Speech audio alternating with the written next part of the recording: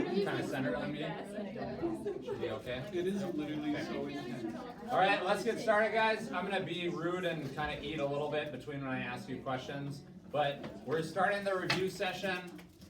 This is, again, mostly for a lot of the people that are watching the video. So for fall 2018, chapter 1 through 5 exam, you have a take-home essay that I assigned, a week ago Monday. So in short, you have to read that article. I handed out a copy of it, but it's also linked online. Read the article and say if you agree with it or not. The article makes an argument for what the authors call a bourgeoisie values and how that would be better if everybody in society kind of adopted those. Then there's 2 alternate perspectives posted. One is, basically it says it agrees, one says it disagrees. We should probably shut the door just in case they start vacuuming and everything. Thanks, Cammy. Yeah. So that's due when you show up to class. So if you, let's say you have prep right before it, you could do it during prep, that's fine. So, but it's not due by midnight. It's got to be due before you actually take the test. Use sociology concepts to support your arguments. Look at the rubric, because you're all going to do it on Schoology, so you'll actually see the rubric. Make sure you format it the way the rubric says. Make sure you address your arguments. So what a lot of people do incorrectly is they have just one big word dump. So it's all one paragraph. It's not filtered by idea at all. You need to structure it into sections, okay? So make sure you do that in the take-home essay. And again, that should be on Schoology. If you look, the rubric should be on there, all right?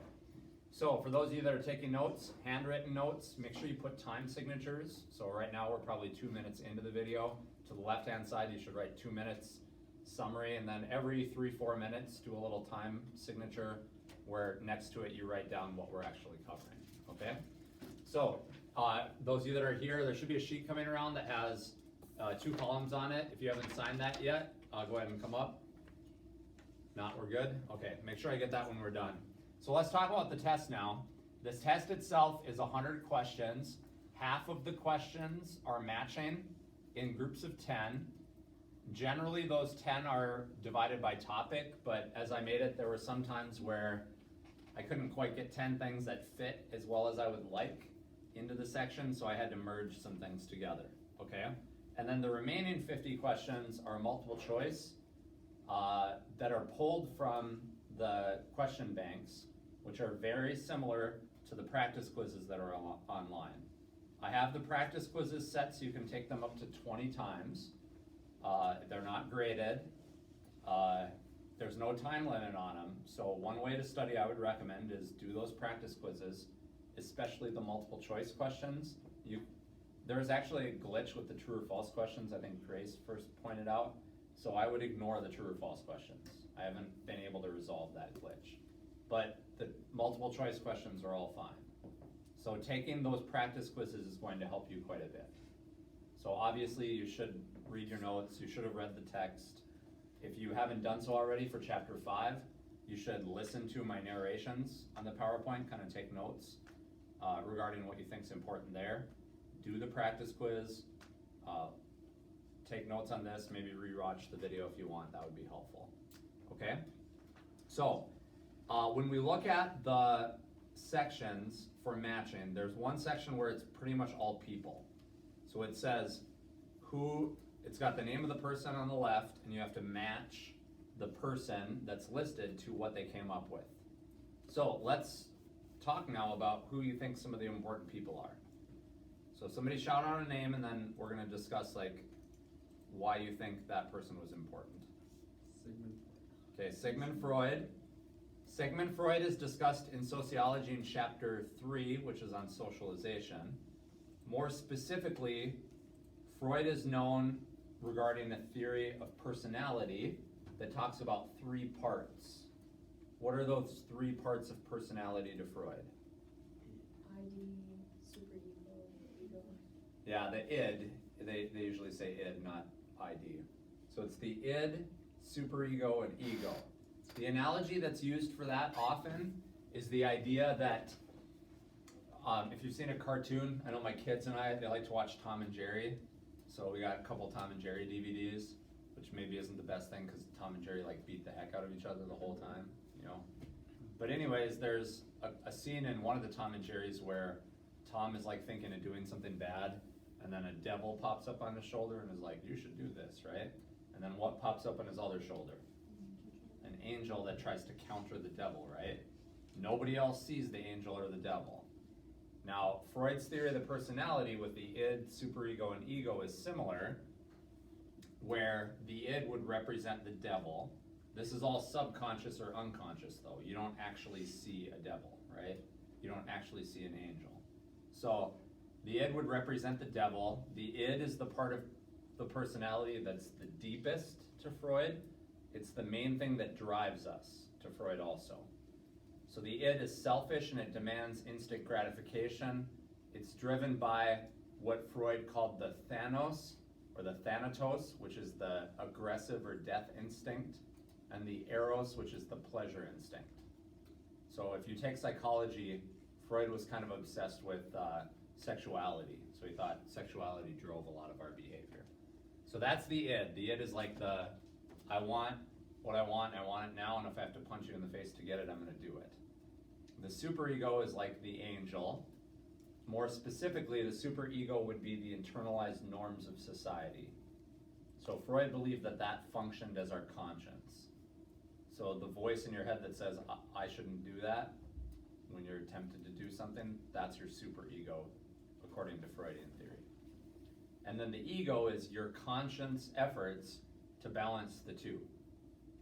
So you want a cookie, there's only one cookie left, you're like, how can I get that cookie and not like punch this person or push them out of the way? So then your ego might say, maybe I'll ask them if they'll share it. Or, well, I can't get this cookie, maybe I can go buy one from the store or in the lunch line or whatever. Or maybe I'll convince them to let me have it instead. You know, the ego's job basically is how can I get what the id wants, but do it in a manner that doesn't offend the superego. So that's Freud's theory in a nutshell. So that's probably 5 questions on the test, I don't know. Okay, does I take a bite? Anybody else?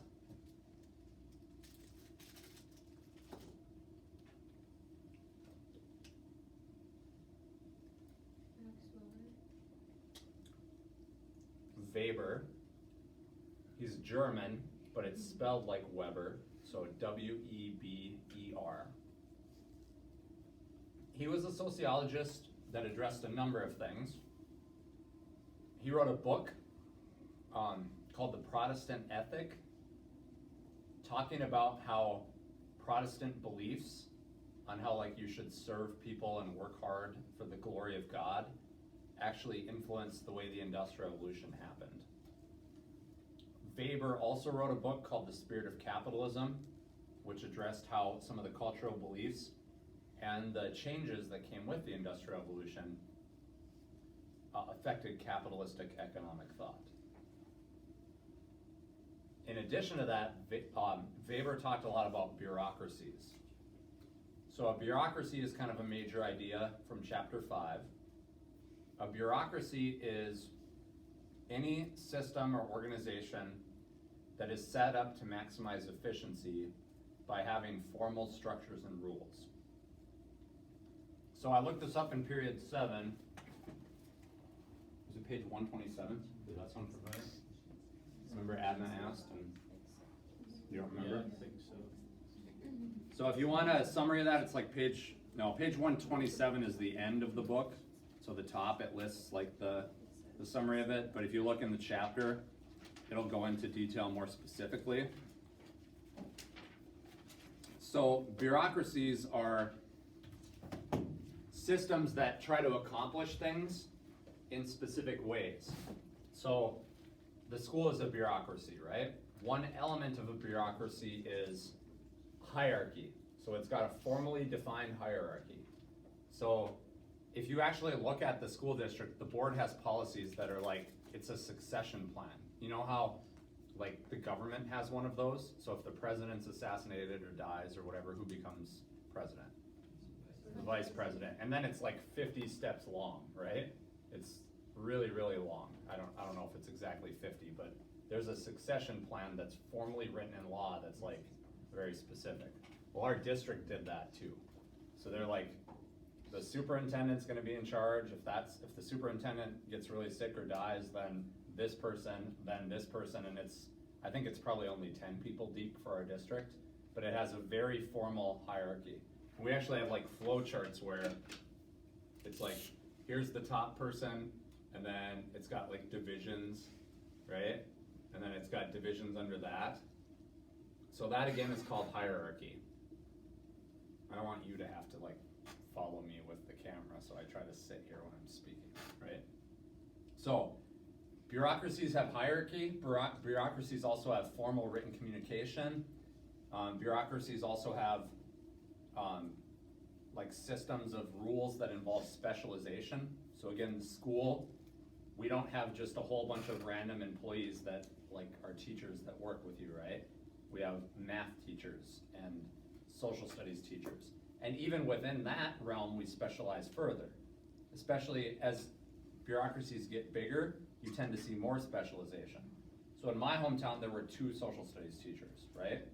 We have 12 social studies teachers. One of them's part-time. So I haven't taught US history for 14 years. I don't know it as well as like BAME, obviously. I don't think there's a person in this building that knows US history as well as BAME. Probably not in this town in West Fargo, at least elements of it. So I'm sure there's some college professor at NDSU that is really smart too, but you know what I mean? So why do they have BAME just teach US history? Why don't we do a rotation where like he does US history and then he switches to geography and then he switches to world history and whatever? Because doing one thing over a long period of time helps you to know it really, really well. And now I can sit here and explain stuff to you without having to look it up all the time, right? So that's one of the things with bureaucracies. So look through and read the 6 elements of bureaucracies according to Weber. Now, he also talked about what are called problems of bureaucracies. And again, that's just shortly summarized on the top of page 127. If you go back about 10 pages, you'll see an explanation. One problems of a bureaucracy is what's called bureaucratic alienation. So it's the tendency for people to feel like a number rather than an actual individual person. And that's again, as bureaucracies get bigger, that's a problem. So we talk about that a lot, right? I'll use my hometown again, the school as an example. If I'm running down the hall and I should be in a certain place as a student, 20 years ago, like every teacher in that building knows who I am, right? So I was not involved in this discussion, but some of my buddies were like, we should streak on the last day. And we're like, everybody's gonna know who you are, Bill, don't do it, you're gonna get busted. No, they won't find out.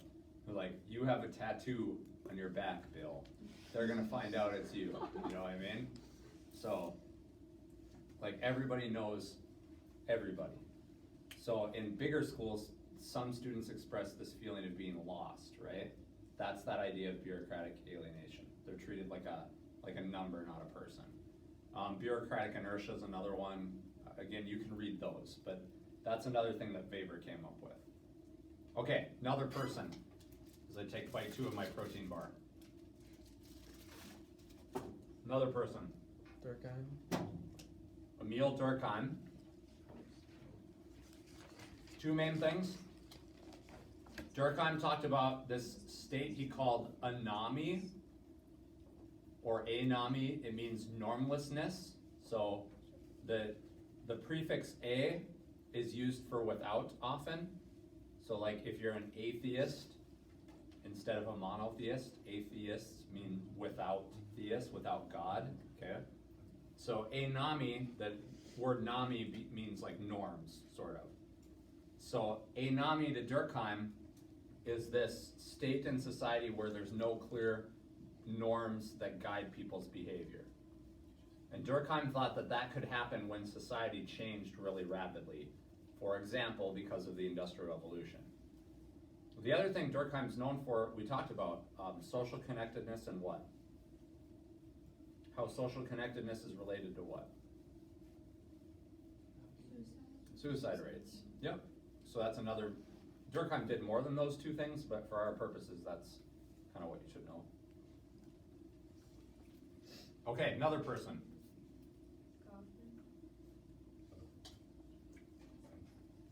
I shouldn't have took as big of a bite. Goffman talked about dramaturgy. Dramaturgical analysis is the idea that if we want to understand society and how people work, we should use the metaphor, the analogy of the world being a play and us being actors in that play. And we have to understand like the script and the other characters and props and how we should dress and all that. So the idea, if you remember, of front stage, backstage, off stage also is related to dramaturgy. And that shapes your behavior, right? So you're at home, you're kind of chilling out, you think nobody's there, you're just jamming, you're singing along the music, just as loud as you can, way off key, and the song is like Barbie Girl or something, right? You remember that song by Aqua? I will spare you from singing it. So you're at home jamming and singing it real loud, and then all of a sudden somebody says, hey, and then you're like, oh geez, and it's your older brother Nick, right? Okay, anybody else? Any other people?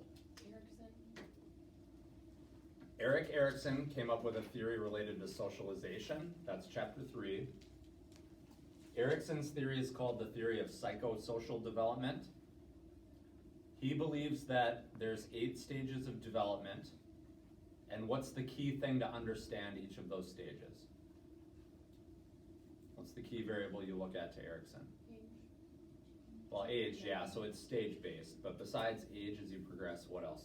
What happens in each stage? Is there like challenges? There's a challenge, there's a struggle, so you need to overcome those challenges, and if you don't, you're gonna have problems later on. So again, the stage you guys would be in is stage 5, so that's identity versus role confusion, is what Erikson called that. The key struggle you have as an adolescent is, who am I? So again, it doesn't mean nobody else struggles with that, but it is the key struggle. Stage 8, integrity versus despair. Do you look back on your life and think, I did a good job, or do you regret things? Again, everybody has regretted something in their life, right? Even 17-year-olds. But that's the specific challenge that old people have to deal with. Okay? Yep. You should know each stage or just that he has this? You should know logically that the struggle idea is the center of it. You should know he's the guy that came up with it. I think I have maybe 1 or 2 questions about that might say something like adolescence to Erikson is focused on what struggle, and then it's like identity versus role confusion or something. Okay, so it's not like you have to know all 8 in order, but there might be 1 or 2 random questions on that. Okay, another person. So I'm like answering like the matching section, but I'm also describing other things that are going to be on the test, right? You guys understand? So the matching section, you wouldn't need to know that deep to answer the question about Weber, but in another part of the test, there's a question about bureaucracy, right? Okay, anybody else? Another person. George Herbert Mead. Mead is a very influential theorist in SI theory. Mead discussed the concept of the self, which Mead believed was discovered or developed only through social experience. So Mead's related, like a lot of his research goes with or kind of flows with another guy named Charles Horton Cooley. Charles Horton Cooley, if you remember, he came up with the idea of the looking glass self, where to Cooley, our self-perception is based on what we think other people think of us. So I'll give you an example, like in the dual credit classes, you have to do the evaluations, the course evaluations, right? Okay, have you been in a class that's done that before? Okay, so I get the report back, but there's no names attached to it, it's all anonymous. And then it's like a Likert scale where it's a scale 1 to 5, 1 is like really bad and 5 is like really good. And I had this class that I thought was just going great. And then there was like one person that filled in like a lot of 1s or 2s.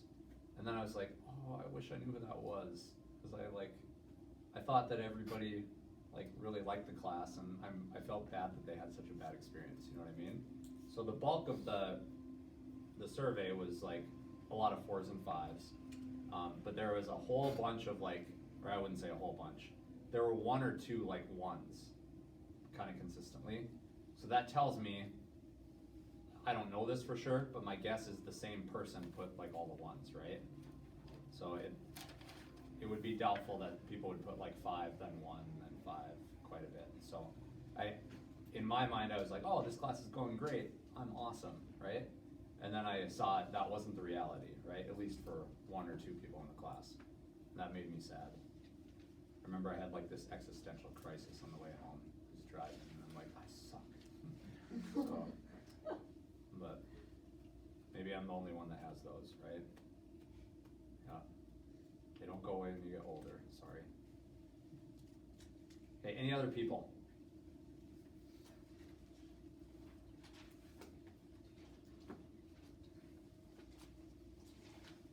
Thomas? Okay, W.I. Thomas came up with what's called the W.I. Thomas theorem. That is a micro-level perspective that aligns mostly with SI theory, symbolic interactionism, because it states that situations defined as real by actors are real in their consequences for those actors. Or, more generally stated, perception equals reality, right?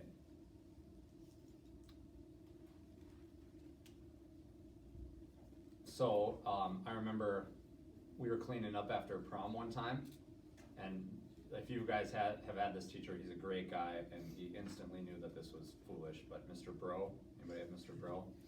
Super nice guy. So we're cleaning up after prom, and people started popping balloons, right? So after like 1 pop, he yells, "Shots fired," and then I'm there, I turn around like this, and Bro goes like this.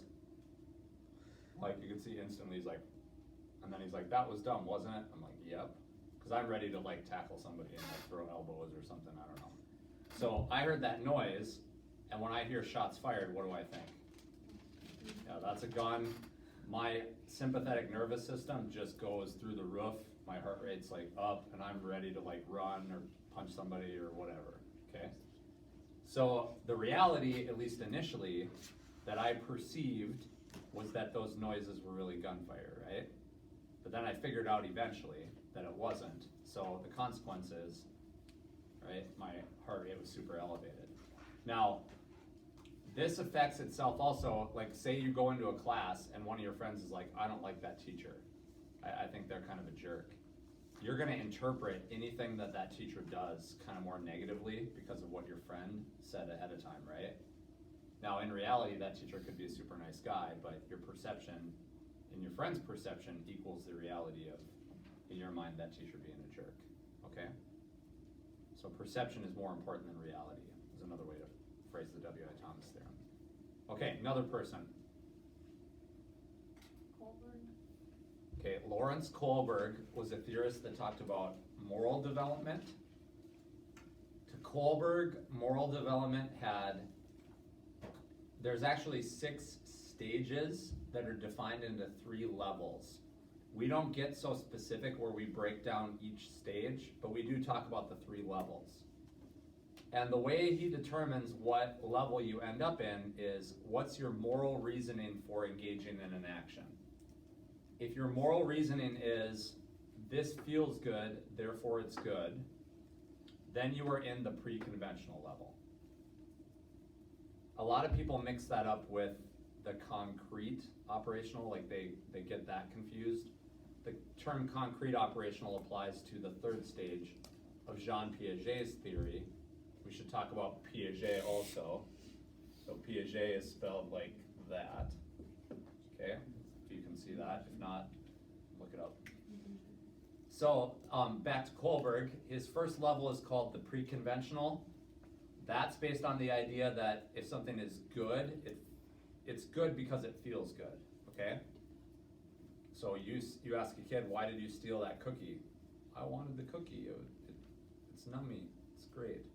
Pre-conventional level.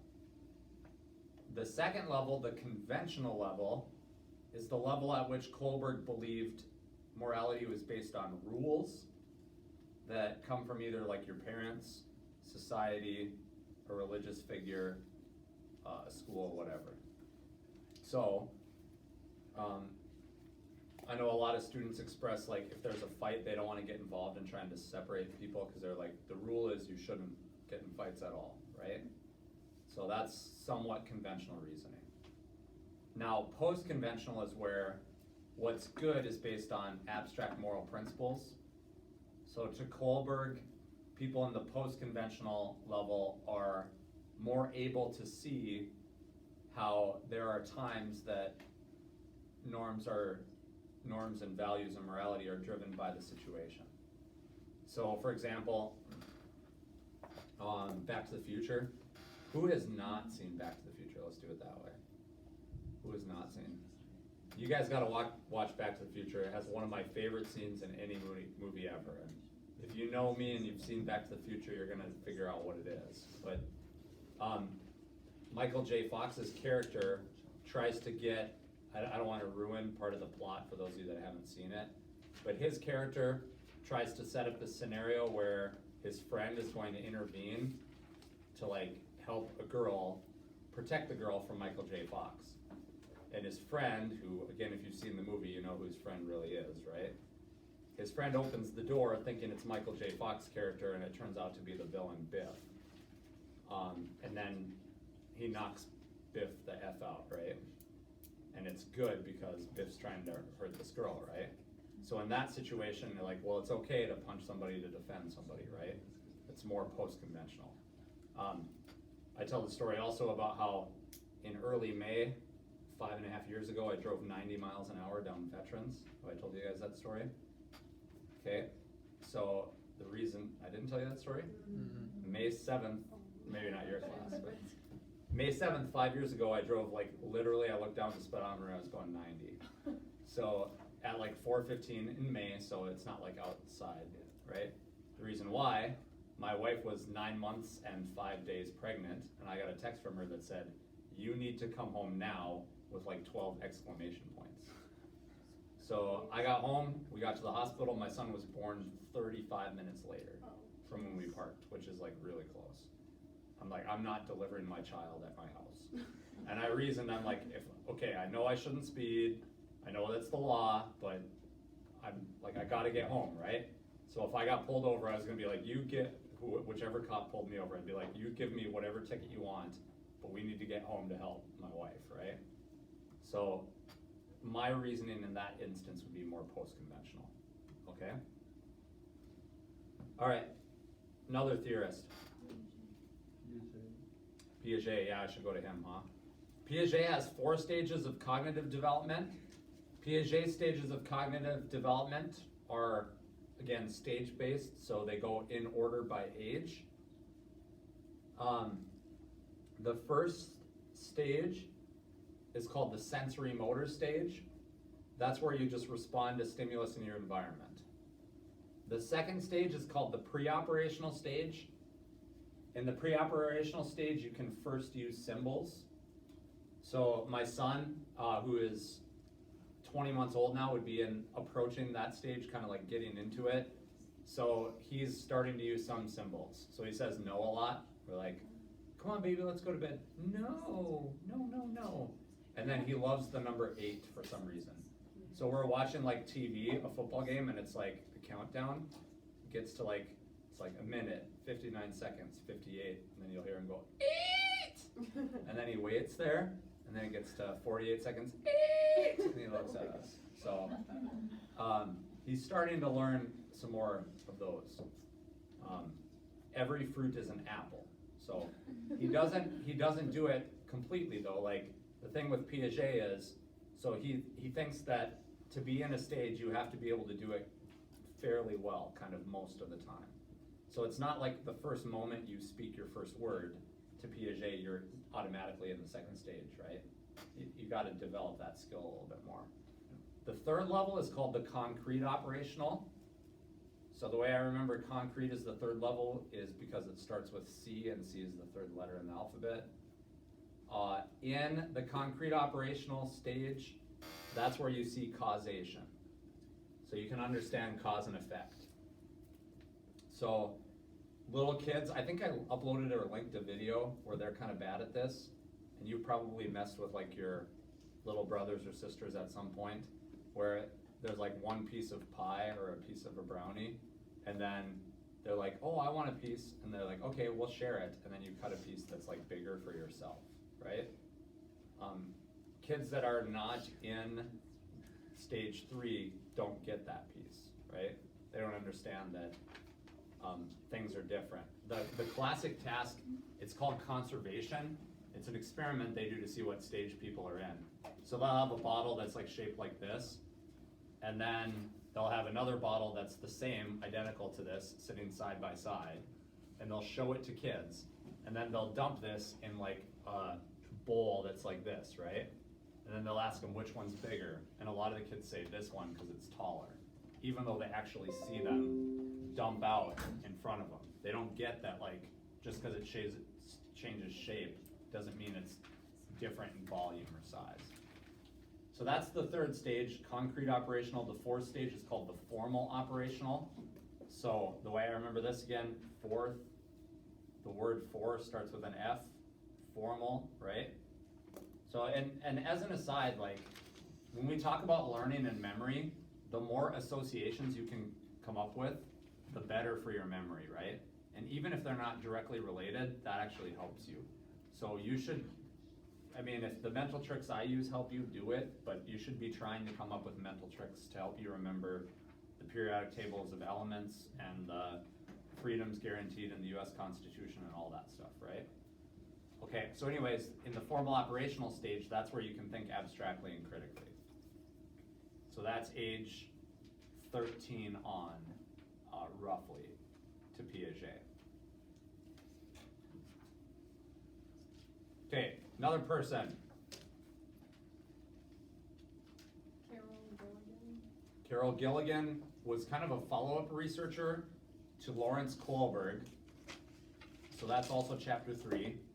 Gilligan talked about moral reasoning and how it applies to males and females, how they reason differently.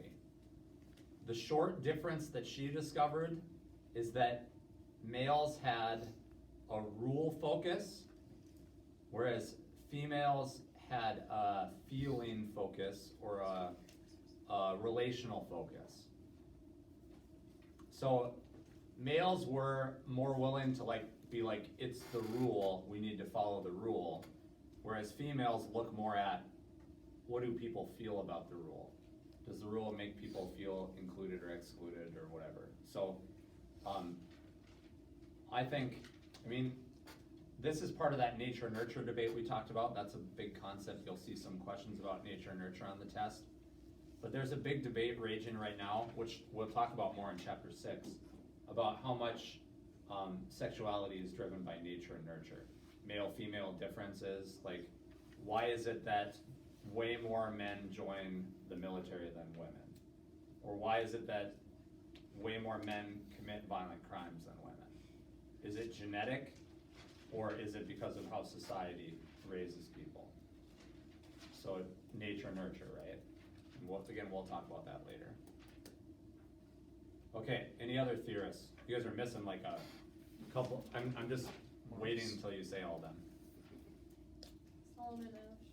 Okay, Solomon Asch is not as essential as the guy I'm waiting for you to say, but at the same time, there is a question or two about that. Solomon Asch is a study that wanted to study what's called conformity. So conformity is changing your behavior because of peer pressure or because of group pressure, where the members of the group are roughly the same standing as you. So in Solomon Asch studies, in his study, he wanted to see if people would identify the wrong line as matching a set of other lines just because other people in the group did so, even though it was very obvious to them that it didn't match. I think I explained that in period 6, is that right? Somebody asked about that. Yeah, so for those of you that were in period 7, I roughly drew it up on the board. Okay, another theorist. Go back to chapter 1, think about chapter 1. Marx. Karl Marx, very good. Marx wrote a book in 1848 called the Communist Manifesto. which became the basis for the political theory of communism that later was expressed first in the Soviet Union. Officially, the government becomes communist after the Russian Revolution in 1917 under Vladimir Lenin. And then later, other countries become communists, for example, like China under Mao Zedong. So that's one way that Marxism influenced the world. The other way is that Marxism, or Marx's work, got adopted by some sociologists to develop what's called conflict theory. Conflict theory, again, is one of the macro theories. The other macro theory is what? Functionalism, yep. So in conflict theory, what matters is which group are you a part of, and how does that group have power over other groups, or how do other groups have power over that group that you're a part of? So to conflict theorists and to Karl Marx, the individual doesn't matter that much. What matters is the group and the power that they have. So there's quite a few questions on the test where it basically gives you a statement and you have to identify which theory aligns with that statement. So understanding the four main theories and being able to apply those will help you a lot. That's like the single greatest thing you could do in this class, just in general. So should we talk about the four theories then? Okay, so you have macro and micro theories. The two main macro theories, as I talked about, were functionalism, or that's referred to as the structural functional approach. The other theory is called conflict theory, or the social conflict approach. Now, according to functionalism, the best way to understand society is to use the analogy of society being like an organism, so an animal, or like a machine. And all the parts of society are sort of like organs in the animal or parts to the machine. So they all work together, if you read the text definition, to promote solidarity and stability, right? If there's a problem in one part of the machine, it's going to mess up the parts of the machine that are supported by it. So like, let's use the analogy of a vehicle, right? So let's say your shocks. Shocks are the parts that kind of absorb the weight of the car as it travels over bumps and stuff. So let's say those start to get messed up, then that could affect your tires eventually, right? And then that could affect the body of the car eventually, and as that gets messed up, that can affect other stuff as well. So in the same way, if like the family gets messed up to functionalists, which, I mean, you look at the data in the United States, when they say the family, they don't just mean my family or your family or your family, they mean all of the families together, right? Think of it like the lungs, right? Like every family in the society is like a cell in the lungs, okay? So when the family gets messed up, and if you look at the data, I would argue the family has been kind of messed up in the US for a while, unfortunately. I think that's one reason why schools struggle so much now. I mean, anecdotally, every summer school I look at the list and, okay, who's in my summer school class, so I can look in Power School and like look at like, what are your parents' names and where do they work and all that. And oftentimes there's only one parent listed. Now again, I always say this, my parents got divorced and it was not pleasant, it was a mess, it was painful. So I'm not perfect by any means, but I think I'm doing okay, you know what I mean? So it's not like if your parents are divorced that you're condemned to struggle forever, but I mean, you have a lot more chances if your parents are together and can support you, right? So anyways, that's functionalism. So functionalism and conflict are macro, so top down for society. Bottom up, or micro perspectives, there's two main ones we talked about. Symbolic interactionism, developed again by Charles Horton Cooley and George Mead. And then social exchange theory, I think he's just mentioned briefly, you don't have to remember his name, but one of the guys behind that was Peter Blau. So the idea with SI theory is what matters in society is the micro level, so individuals, small groups, and how they create reality out of their experiences and their perceptions. So let me give you one example. Some students don't get sarcasm that well, right? if you've been in my class, I use a little bit, trying to be like humorous. I know Mr. Holscam, if you've had him, he uses a lot of sarcasm, right? Correct or not? So, some teachers and some like principals discourage you from using sarcasm because some students don't get it. Like they don't process sarcasm that well. Now for those of you that get sarcasm, that's kind of sad because it makes the class more interesting if done correctly and you get the sarcasm, it helps you to learn, it makes it more fun, whatever.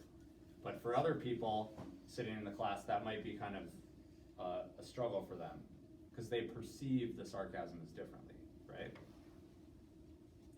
So the other of the main micro theories is exchange theory or social exchange theory. The heart of that theory is when we look at people's behavior, we have to understand how they often subconsciously, but sometimes consciously, kind of weigh the pros and cons in choosing what they're going to do. So exchange theorists say we all do this, at least at an unconscious or subconscious level. So let's take like somebody that is deciding to register for a class, right? When you're deciding to register for a class, let's say you know a bunch of your friends are in the class, and you're kind of interested in it, but you don't really like the teacher that traditionally has taught it, right?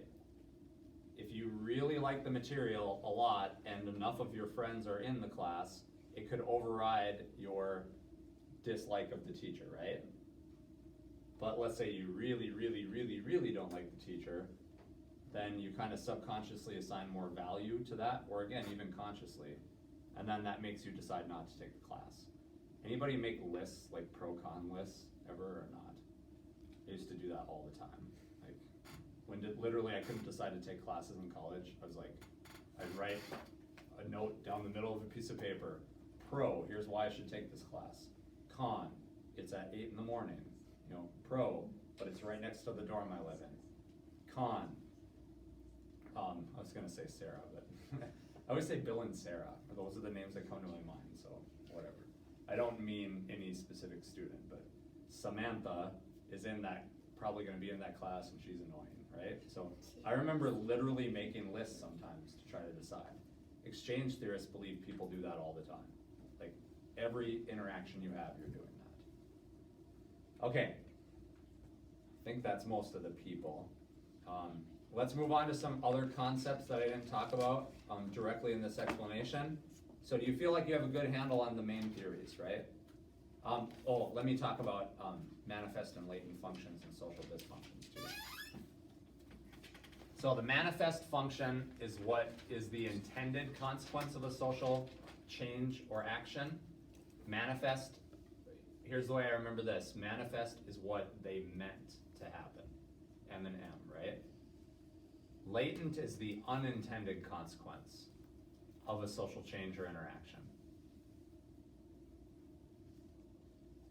So, I got 2 of my kids' names tattooed. I have the appointment scheduled to get the 3rd one right here. Okay, so I want that as a reminder that my family are important to me, my kids are important to me, and then also I'm gonna add like little symbols kind of related to them. So like, I'm gonna do this little monkey that's in this book for Caleb because he loves that little monkey. So some version of that monkey is gonna be like swinging or something next to his name, right? So the intended consequence of me getting that is my hope that people will, or I will, I should say, just see that and it'll remind me of like, okay, my kids. An unintended consequence of that is, I might apply for a different job somewhere where they don't really like tattoos or whoever it is, and then it might make it hard for me to get that job, right? Okay.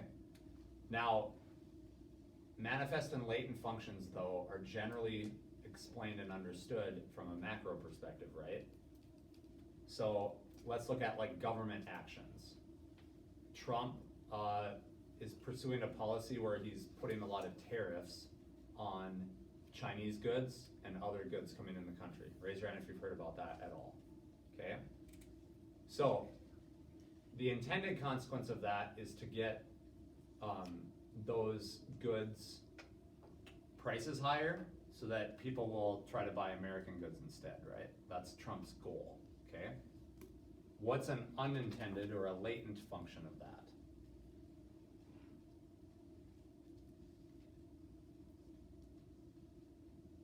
Who's in econ? Have you talked about that yet or not? Okay. You're in econ, I know. Yeah, we did it in government. Oh, okay. Well, an unintended consequence of tariffs is that consumers pay more, right? And then another unintended consequence is the trade war. So the Chinese are like, well, we're gonna do that to you, and we're gonna cancel a lot of our contracts to buy stuff from people in the United States. So, you know, the intended consequence, protect American business people. There's always a trade-off though. So in economics, they would call latent functions trade-offs, basically. Okay, and then dysfunctions are anything that makes society not as stable. Okay, let's talk about culture now. That's chapter 2. What are the 5 elements of culture? 5 elements of culture. Norms, language, values, beliefs, starts with an S, the last one. Symbols, yep. So remember those and be able to apply and identify those.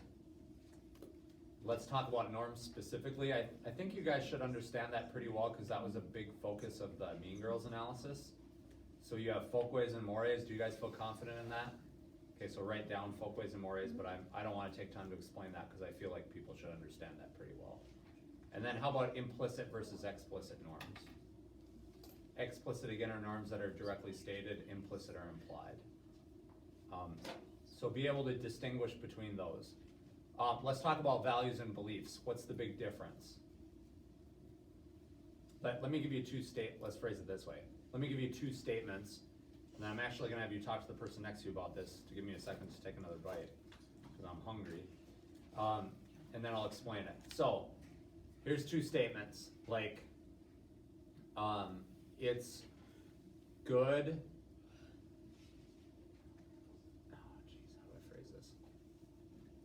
it's good to be beautiful, okay? Wearing makeup makes you more beautiful. Which one of those best represents a value? Which one of those best represents a belief? Discuss.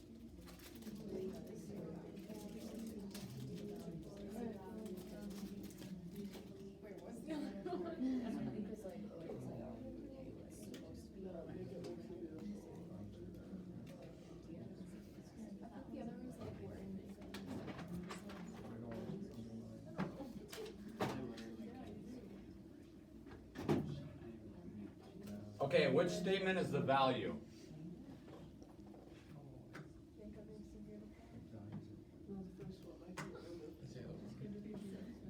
The first one was like, it's important to be beautiful, right? So values are more general, beliefs are more specific. So, do we have a value that success is a good thing in the United States? Yes or no? Yes. Is a $60,000 a year job successful? Yes or no? Depends on A lot of you said no, and that's like what I make a year. And that's all like public knowledge. Like you could go to the board and ask that, and it's like published in the paper, not in the paper, but online. But like, so teachers' salary schedules are based off experience and how many years you've been teaching. So it's funny. Is $60,000 a year successful? A lot of you said no. I'm gonna bring that up to some of the people I know in the school board. Okay. You're welcome. Yes, thank you. Yeah. I did not plan this. Okay, so is what about like $100,000 a year? No. So now, but to some people, $100,000 would not be successful, right? Le'Veon Bell, anybody know who that is? Lauren? Does he play for the Steelers? He's a running back for the Steelers. He's holding out because he wants more money, right? So he could have signed a 1-year deal under the franchise tag to make, I think, $9 million this year. Maybe a little bit more than that. But he didn't want to do that. He's trying to get more money. So if they offered him $100,000 a year, he'd like, it would not be good. I think the league minimum in the NFL is like $250. So again, the idea that like you need to make money and it's important to be successful, let's not even say money, right? It's important to be successful, that's a value. But to some people, success might be, and to some subgroups in a culture, it might be like selling everything you own and like going to live in the forest, like mountain man or something, right? Or to some people, like money isn't as important, but like being more relaxed, like having a job that's not as stressful, having more time with your family, whatever. Okay? That's good. I'm gonna tell that story tomorrow to my coworkers, they'll like it too. Okay, how about these terms? High culture, pop culture, subculture, and counterculture. Define those with the people next to you, okay?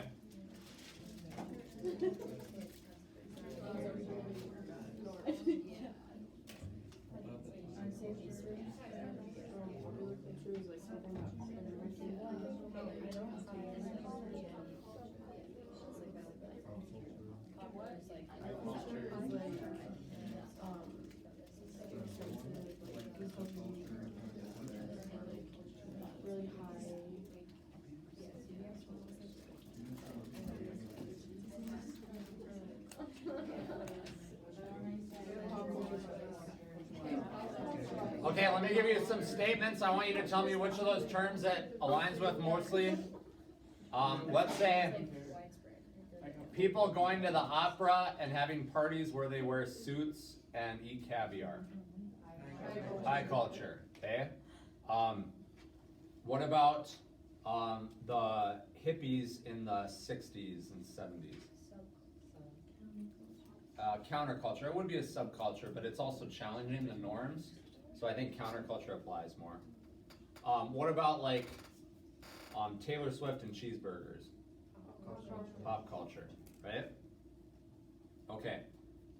All right, let's talk about status, role set, role conflict, master status, all that stuff. So a social position you hold as a status, what's the expected behavior called? A role. What is it if you hold a social position and you did things to get that position? Achieve status. What if you just have it? Ascribed. What's the status that has the largest influence on you? Master status. Yep. What is it where, so like right now I'm here doing a review session, so my status as teacher, but like at home, the baby's probably been awake for like an hour, Natalie's been home for like an hour from school, and my wife's like part of me wants to be like at home helping my family, right? What's that called? Role conflict. Role conflict, because it's more than one status, right? Strain is where it's like, I'm doing this review session now, but I also should be grading like some world history stuff. Okay, so their expected behaviors tied to the same status. Okay, we also talked a little bit about if we didn't discuss it, it's in the text. The 3 ways to do research in sociology. So that would be critical, scientific, and interpretive.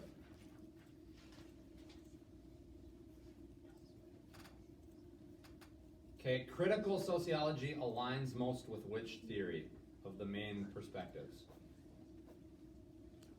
Conflict, SI, functionalism. What do you think critical aligns with the most? Conflict theory, yep. Interpretive aligns most with which theory? SI. SI theory.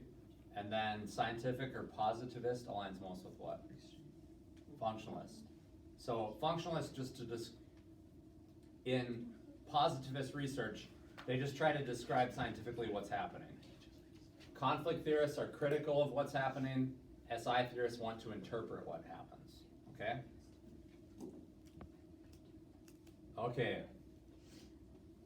Again, like I said, there's quite a few questions that just say, like, ask you to apply functionalism. So I'm going to paraphrase a question here. It says, which of the following is a criticism of SI theory, right? And then you'd have to read the options, but one potential option could be it doesn't look at big institutions enough, right? Because it's micro. So if you understand the main perspectives that's gonna help you. Paraphrasing another question here, it says, looking at the operation of the American healthcare system, the social conflict approach might lead a sociologist to conclude that what? And then you have to choose from the options. So if you remember the principles, that it's macro, and that they believe that groups use their power to like take over other groups, that will help you to answer those questions. So like looking at this, again, you're gonna see these questions scrambled and everything, but like the first 9 questions on this list here are basically, what would functionalists say about this, or how would conflict theorists analyze this?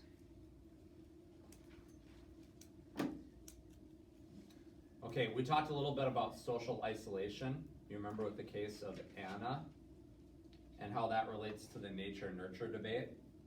Anna was the girl that was discovered in like 1976 or so, at I think about 12 years old, that was locked in the back of her house and beaten by her parents whenever she made noise. And they wanted to find out if she could learn how to speak later, and the answer was not really, which suggests what sociologists and psychologists referred to as a critical period, where you had to like learn something in a specific window of time, and if you didn't, it'd be a lot harder later. So look at Erikson's theory, right, of psychosocial development. Stage 1 for Erikson is trust versus mistrust. So that's like when you're little. So again, imagine like a little kid that for the first year or so of their life, they're in a situation where they're yelled at, beaten, like all kinds of bad stuff happens, right? And then after that, they get put in the perfect scenario, whatever it is. Are they gonna have problems trusting people for a while? They might not even know why. They might be like a 15-year-old kid sitting in school, and they might still have problems trusting people because of what happened to them in that instance. Because during that critical period, they never learned how to trust people because they were in this constant state of flux. Okay, we talked about humor also. So be able to apply and analyze humor from a SI, functionalist, conflict perspective.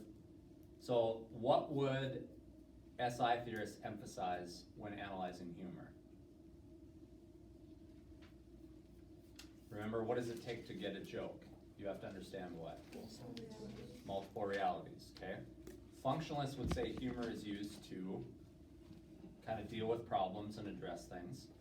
Conflict theorists would say that humor is used to put down groups that other groups don't like. Okay? So like boys and girls, like boys make jokes about girls. I'm not saying I agree with this, okay? Be clear here.